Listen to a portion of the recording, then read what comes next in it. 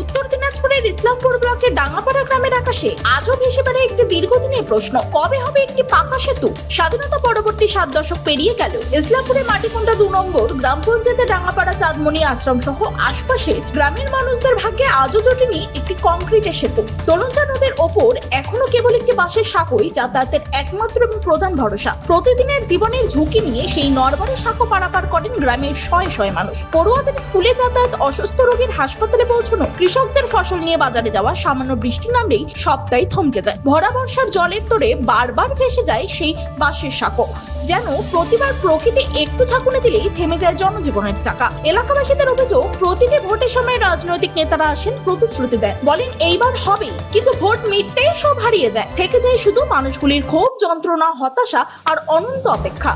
এভাবে কেটে যাচ্ছে প্রতীক্ষার অনন্ত প্রহর। এই বছরের নির্বাচনে আর ধৈর্য ধরতে পারেননি গ্রামবাসীরা। সোমবার ডাঙ্গাপাড়ার রাস্তায় আগুন জ্বালিয়ে তারা বিক্ষোভে ফেটে পড়েন। হাতে হাতে উঠেছে পোস্টার, ভোট চাই না, আগে চাই ব্রিজ, আমাদের সাঁকো নয়, সুরক্ষা চাই, প্রতিশ্রুতি নয়, এবার চাই সেতু নির্মাণের বাস্তবায়ন। গোটা গ্রামে ছড়িয়ে পড়েছে ভোট বয়কটের বার্তা। এই প্রতিবাদ শুধুই ভোট বয়কট নয়, এটা এক দীর্ঘদিনের বঞ্চনার বিরুদ্ধে এক যন্ত্রণাদীর্ণ আর্তনাদ। এটা যেন ভারতের প্রতিচ্ছবি, যেখানে শহরের ঝাঁ চকচকে উন্নয়নের আড়ালে হারিয়ে যায় গ্রামের কান্না। ডাঙ্গাপাড়ার এই দৃশ্য আমাদের মনে করিয়ে দেয়, উন্নয়ন তখনই অর্থবহ যখন তা পৌঁছয় নিরন্ন প্রান্তিক মানুষের দোরগোড়ায়।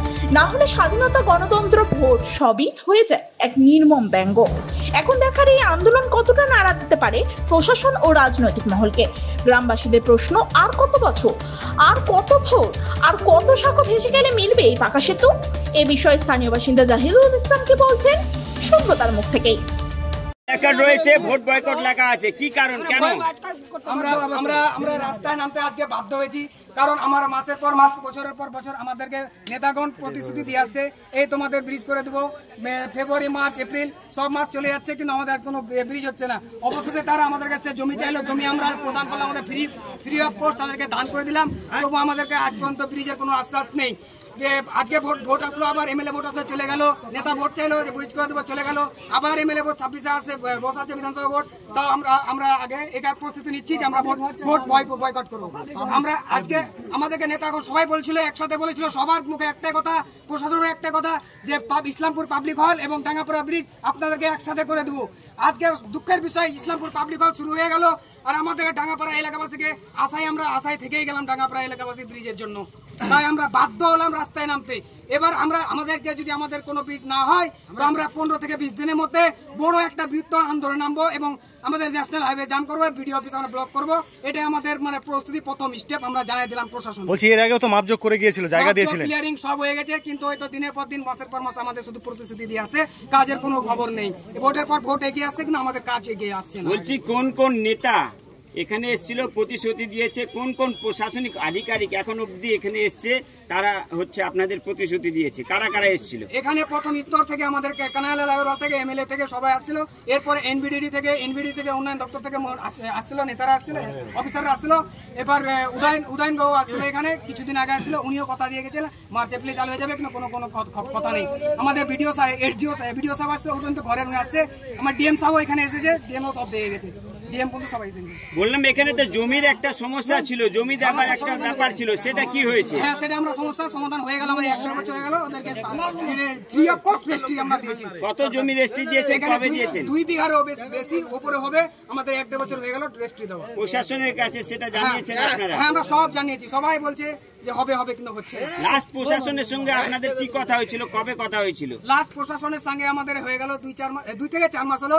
উনি তো আমাদেরকে বলছে ব্রিজটা কি আমাদের হাইওয়ে আকাশ থেকে উড়ে যাবে, আমরা লাইনে পর লাইন কাজ করে আছি, কিন্তু আমাদের কোনো কাজ হচ্ছে না। এই বিষয়ে আজকে আন্দোলন করছেন, আন্দোলন করার আগে এসডিও হোক কিংবা বিডিও হোক, তাদেরকে বিষয়টা জানিয়েছেন যে আমাদের ব্রিজ লাগে, নাহলে আমরা ভোট বয়কট করবো? না, এটাই আমরা এটাই আপনাদের মাধ্যমে ওনাদেরকে সচেতন করতে চাই আর জানিয়ে দিতে চাই। এখন যদি আমাদের এর কিছুদিনের মধ্যে ব্রিজের কাজ না স্টার্ট হয়, তাহলে আমরা ভোট তো বয়কট করবোই, এরপরে বিডিও, এসডিও, আমার ন্যাশনাল হাইওয়ে ব্লক করে দেবো আমরা। আমরা প্রথম আজকে আমাদের বাধ্য করলো নেতারা রাস্তায় নামতে। আমরা নেতাদের বিরুদ্ধে আমরা নামতে চাইছিলাম না, কিন্তু আমাদেরকে বাধ্য করলো। অসহায় আমাদের হয়ে কোনো নেতা মন্ত্রী আগে আসে না। আমরা পাবলিক জনগণ হয়ে আমরা অস্বাধীন আছি, স্বাধীন হতে চাই, কারণ আমাদের রাস্তাঘাট নেই। আমরা এত কষ্টে দুঃখ কষ্টে কি করে চলবো? রাজ্য সরকারের তরফ থেকে অনেক উন্নয়ন কাজ হয়েছে, পাশেই আপনাদের দাঁড়িভিটে ব্রিজ হয়েছে, একাধিক উন্নয়নের কাজ হচ্ছে, কিন্তু ডাঙ্গাপাড়া ব্রিজ হচ্ছে না কেন? কি মনে করছেন? কারণ একটা রাজ্যে সব জায়গায় উন্নয়ন হচ্ছে, কিন্তু আমাদের উত্তর দিনাজপুর জেলাকে আমাদের পঙ্গু প্যারালাইসিস করে রাখছে আমাদের রাজ্য সরকার। কারণ এখানকার নেতা মন্ত্রীরা ওনাদের ঘরে যেরকম চামচাগিরির মতো কাজ করছে। আমাদের ওদের রানী মমতা বন্দ্যোপাধ্যায়ের বিরুদ্ধে কেউ একটা কথা বলছে না। ওরা নেতারাই চাইছে যে মমতা বন্দ্যোপাধ্যায়ের কাছে আমরা কিছু চাইতে গেলে হয়তো আগামীতে আমাদের টিকিট দেবে না। কিন্তু নেতা মন্ত্রীদেরকে আপনাদের মাধ্যমে আমরা চ্যালেঞ্জ করে জানিয়ে দিতে চাই যে মমতা বন্দ্যোপাধ্যায়ের জন্য আপনারা নেতা নয়, আমরা জনগণের জন্যই আপনারা নেতা। আমরা চাইলে আপনাদেরকে নেতার কুর্সিতে বসে রাখতে পারি, আমরা চাইলে আপনাদের কুর্সি থেকে উঠে দিতে পারি। কি নাম আপনার? আমার নাম জাহিদুল ইসলাম। প্রতিশ্রুতি দেওয়ার আগে এর আগে আমরা আন্দোলন করেছি।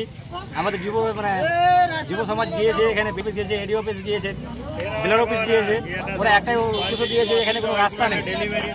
গত 2024 জানুয়ারিতে রাস্তা দিতে লাগবে, আলোচনা করা যাবে না। 3 টাকা আমরা নিজের জমি রেজিস্ট্রি করালাম দেওয়ার জন্য। রাস্তা 2024 এখানে বিএলআর সাহেব আসলো। 24 জানুয়ারি মাসের 15 তারিখ 20 দিনের মধ্যে আমাদের এখানে কোনো খবর নাই। 2 জানুয়ারি মাসে দেবো, আসলো না। তারপর মুখ্যমন্ত্রী উত্তরবঙ্গ থেকে ডিএম আসছিলেন, জাকির হোসেন ইসলামপুর থেকে। জানুয়ারি থেকে মার্চ আমরা ব্রিজ এটা একসাথে উদ্বোধন করা যাবে না, এই দুটাই করে ফেব্রুয়ারি মার্চ পর্যন্ত যেতে গেছে। 10 দিন 15 দিন পর খবর নিতে গেছে। একটাই কথা বলতে যে এই কাজটা আমরা আমাদেরকে সিদ্ধান্ত মন হারা হয়ে উদাহরণ একসাথে যে টেন্ডার হওয়ার কথা, একসাথে পড়তে এর কোন নেতা মাথা এখন পর্যন্ত ওটা টেন্ডার হলো না কেন হলো না? আমরা রিয়াকশন দিচ্ছি।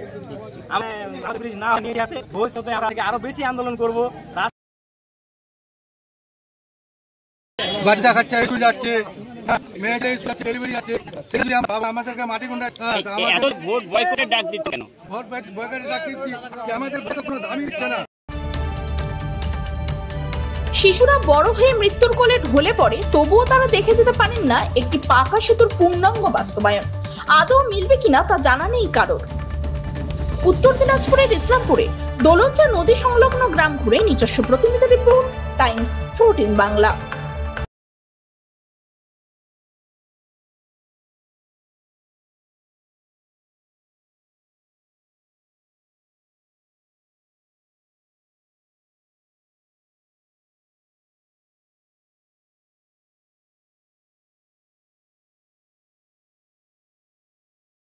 আপনি কি কিডনি রোগে ভুগছেন?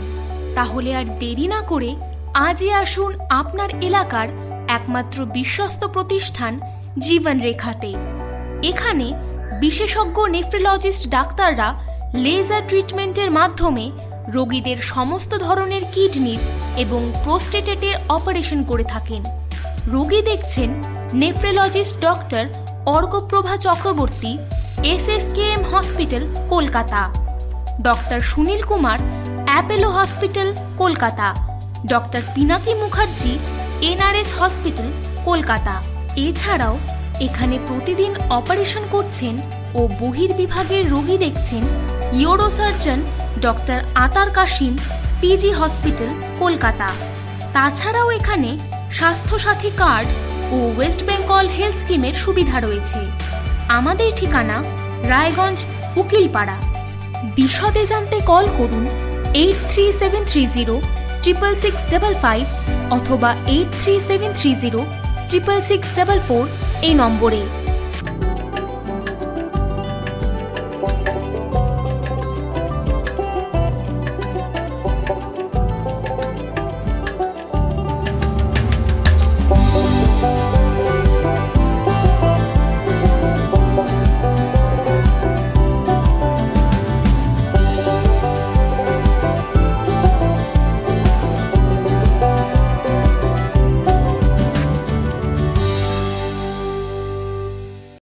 আপনি কি চাকরি পরীক্ষার্থী?